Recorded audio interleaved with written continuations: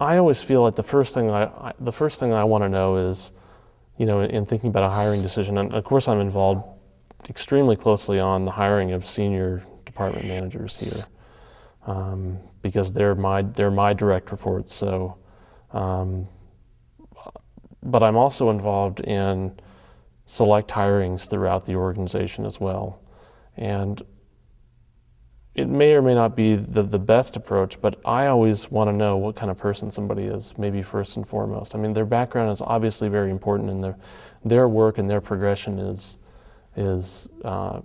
obviously very material to whether they can succeed in a role. But I think sometimes more than anything, it's seeing the person's demeanor, their drive, their sense of ambition, their sense of hunger, if you will, to not only learn but to succeed. And I think for me, that's always one of the first things I want to kind of see and get a sense of from someone.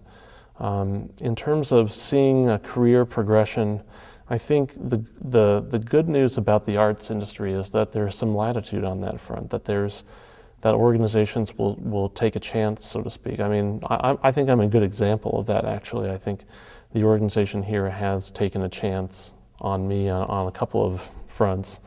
And I think while it's not always easy for an organization to do, there has to be some risk-taking in hiring, and it can work very much so for the organization who's hiring, but it can also work for the person who's being hired.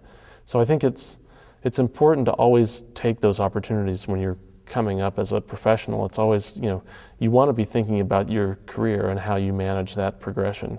But you also have to know when you might have an opportunity that wouldn't present itself otherwise. You may just be in the right place at the right time and in the right situation. And if you feel that you can take that risk personally, it can be very advantageous to do so. But it's a hard decision to make. It can be, I mean, for lack of a better word, it can be very intimidating and very scary.